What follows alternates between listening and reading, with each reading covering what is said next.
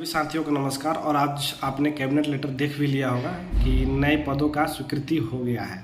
बहुत लोग इस विषय में संशय है कि 1 to 5 में सीट नहीं आ रहा है, तो मैं बता रहा हूं कि हम लोग का तो मांग है कि 100% सीट पर ही इसी में बहाली कर दे, लेकिन विभाग जो कहती है कि 75% ही भरेंगे, उसी के लेकर संशय बना हुआ है कि 50,000 सीट बचाना चाहती है और 1,20,000 सीट अगले बहाली में देना चाहती है। ये चीज़ मैंने पहले भी बोला था, और पहले भी बोला था कि 32,000 के करीब में 6 to 8 में सीट आएगा। वो कैबिनेट में आप लोग देखा भी होगा, पेपर में आया था 52,000 कहीं 72,000 सुनने को मिल रहा था, लेकिन ऐसी नहीं आई।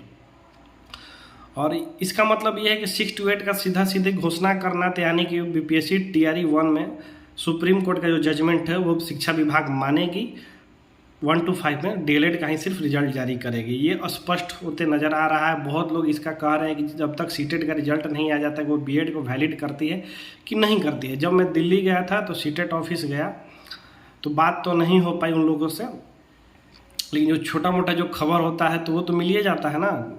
तो उनका बोलना था कि जो भी सीटेट हम लोग कराते हैं ये कोई नौकरी देने की प्रक्रिया नहीं है या नौकरी के लिए एग्ज़ाम नहीं है, ये एक पात्रता परीक्षा है। और अगर हम एग्ज़ाम लिए हैं तो हम रिजल्ट, जो भी कैंडिडेट है उनका रिजल्ट ज़रूर देंगे।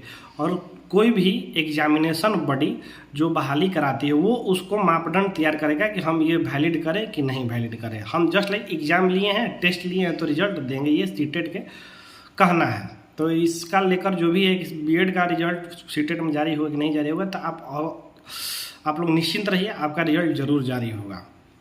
वैलिड इनवैलिड जो भी एग्जामिनेशन बॉडी है वो तय करेगी। और बहुत लोगों का कमेंट आता है, सबका जवाब तो नहीं देना पाते हैं। कुछ लोग का उलूल जुलूल कमेंट आता है तो कमेंट में ही कुछ बोल देते हैं, लेकिन फिर भी गोबर में पत्थर मारने से कोई फ़ायदा नहीं होता है।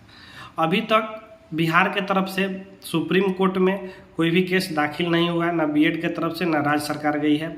एनसीटी में बिहार सरकार ने कोई अभी पत्र नहीं भेजा है बहाली के लिए। जो है बीपीएससी द्वारा लेटर निकाला गया था कि हम परामर्श लेंगे, तो कोई परामर्श बीपीएससी एनसीटी से नहीं मांगी है, यानी कि मने मन। और बहुत लोग का कहना भी, बहुत लोग जा रहे हैं अधिकारियों के पास सचिवालय में, तो उन लोगों का कहना है कि सुप्रीम कोर्ट से बड़ा कोई नहीं है, फिर भी लोग कोशिश कर रहे हैं। तो अब देखिए बीपीएससी तैयारी का शुरुआत हो गया है, उसकी तैयारी कर जी। इधर उधर दौड़ने से अच्छा है कि आप लोग अपने तैयारी करिए। 6 to 8 में मैक्सिमम बीएड वाले का ही इसमें मौका मिलेगा। कुछ जो डीएलएड किए हैं और ग्रेजुएशन किए हैं तो उनको 6 to 8 में बैठने का मौका मिलता है, तो उनका है। जो लोग इस बार स्टेट का अच्छा एग्जाम गया है उनके लिए सुनहरा मौका है। वही बोला जाता है ना कि भगवान आपके लिए एक दरवाज़ा बंद करता है तो 2 दरवाज़ा खोल देता है। वही हुआ कि अगर प्राथमिक बंद हुआ तो 6 to 8 और 9th 10th और 11th 12th जिसका भी पीजी हो उनके लिए खोल दिया दरवाज़ा। तो कम से कम इधर भाग दौड़ टेंशन भरी ज़िंदगी से अच्छा है कि फिर से पढ़ने में लग जाइए। और पढ़ना कि आप लोग पढ़े थे उसी को रिवीजन कर लीजिए, क्योंकि 5,24,000 जो भी अभ्यर्थी हैं सभी का तो नौकरी नहीं हो पाता। 80,000 होता ना प्राथमिक में जी, अगले की तैयारी तो करना ही पड़ता।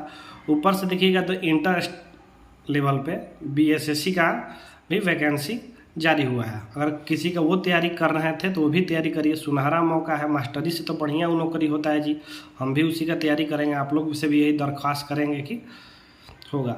और डीएलएड के तरफ से भी जो लोग आगे आ रहे हैं उनका भी बहुत बहुत धन्यवाद। बीएड का भी जो भी है आप सब लोग अपना कोशिश करिए।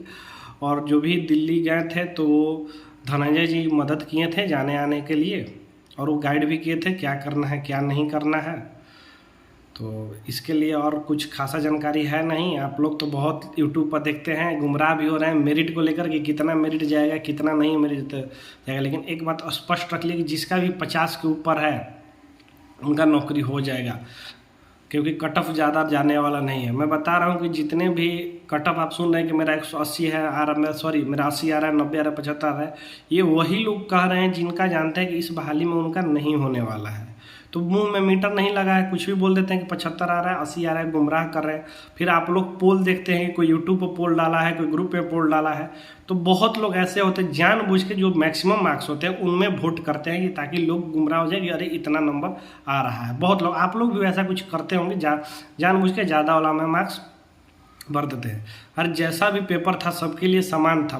बहुत से ज़्यादा लोग होंगे तो 5 से 10,000 ऐसे कैंडिडेट होंगे जिनका 60 से अबव नंबर आया है, बाकी लोग 50 से लेकर 60 के बीच में घूम रहे हैं। तो इससे ज़्यादा कट ऑफ नहीं जाने वाली है। और मुझे लगता है कि जो रंजीत सर कट ऑफ बताए थे वही आसपास घूमते रहेगा, क्योंकि सूत्रों का हवाले से जानकारी मिली है कि जनरल कैटेगरी का अगर सिर्फ डीलेट वाला का देखा जाए तो 55 से 56 से मेरिट जनरल से जाने का उम्मीद है। ये उनका कहना है सूत्रों के हवाले से। और उनका ये भी कहना है कि डीलेट की हुई महिलाएं ज़्यादातर नहीं मिल रही है, इस वजह से प्राथमिक में डीलेट की हुई महिला का सीट रिक्त होने की बहुत बड़ी संभावना है। जैसे कि एसटी कैटेगरी की महिला ना के बराबर मिल रही हैं, एससी में भी वैसी महिला है, फॉर्म जितना सीट भरित उतना तो है, लेकिन क्वालिफाइंग उतना पास नहीं हो पा रही हैं। तो आप फिर बोलेंगे तो वो तो उन्होंने तो बोला था कि क्वालिफाइंग मार्क्स कम करेंगे। तो देखिए, अगर 75% लोग मिल जाते हैं तो क्वालिफाइंग नंबर नहीं कम करेगा, ये भी दिमाग में रखना है। वहाँ शर्त के साथ बोले थे कि 75% हम इस वजह से कम करेंगे। और दिल्ली के आने के बाद थोड़ा सा फीवर हो गया, तो इसलिए कुछ आप लोगों के बीच में नहीं आ पा रहा था, उसके लिए माफ़ी चाहेंगे। और सभी लोग जो भी डीएलएड किए हुए हैं, अगर उनका 50 से ऊपर नंबर है, वो लोग निश्चिंत रखें, कहीं ना पूछे कि मेरा 62 है कि 63 है, कि मेरा होगा कि नहीं होगा। लेकिन हाँ, अगर 50 से नीचे है, जनरल कैटेगरी में आप अगर क्वालिफाइंग से आपका कम है, अगर आप सोच रहे होंगे कि क्वालिफाई कम करेगा, तो आप ये सपना छोड़ दीजिए, आप बीपीएससी टीआरई 2 का तैयारी कर दीजिए।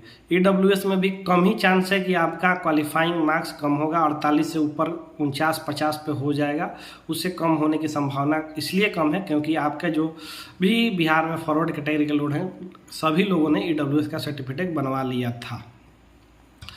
इस वजह से क्वालिफाइंग इसमें कम होने की संभावना ना के बराबर है। बीएड वाले देवेश शर्मा जी रिव्यू पिटीशन डाले हुए हैं, और रिव्यू पिटीशन का आप लोग जानते होंगे कि 1% चांस रहता है सक्सेस होने का, 99% रहता है फेल होने का। इस वजह से वहाँ कुछ नहीं संभावना है। इसीलिए जो लोग भी बीएड के लोग हैं, अपने आगे की तैयारी में लग जाएं, यही अच्छा है, टेंशन लेने से बढ़िया है।